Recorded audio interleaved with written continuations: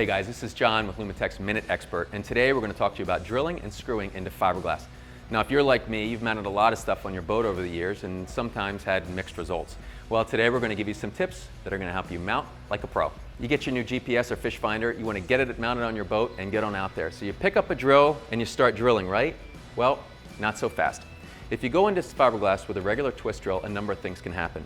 First, you can see some chipping from the drill bit itself when you're entering the material. And if you get lucky and you don't see that, when you start to screw into the material, something else can happen. Your gel coat chips away.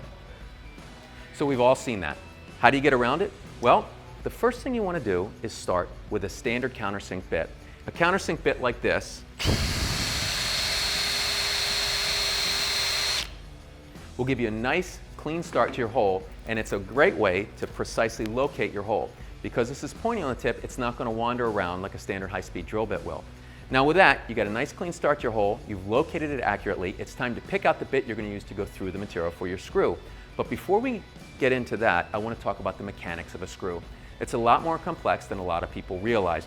When you use a screw, a machine screw or a self-tapping screw to hold something down, you're actually stretching that screw to provide the clamping force. Now, when you take a self-tapping screw and drive it into fiberglass, there's another element at play here.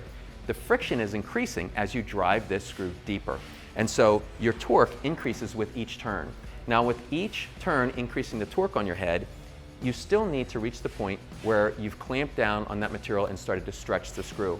If you have too much torque on your screw before you've started to clamp that material, you need to take it out and start all over. We've all been in that situation.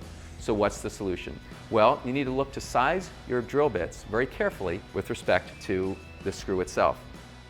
When we talk about a screw, there's two things we talk about, a major diameter and a minor diameter. You want to start with a drill bit that's about 50% of the distance between the major and minor diameters.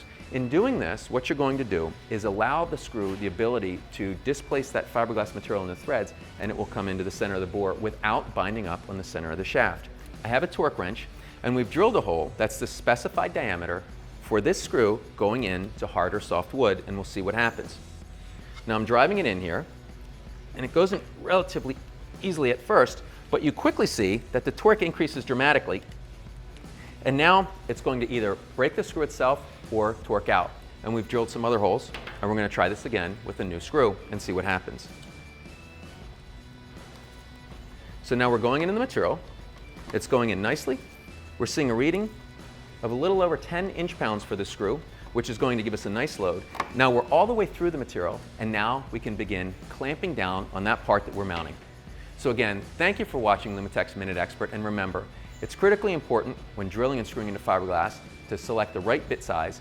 Start with a nice countersink bit for clean holes that are well positioned, and visit www.lumiteclighting.com/Minute Expert for more details on drilling and screwing into fiberglass and the entire Minute Expert library.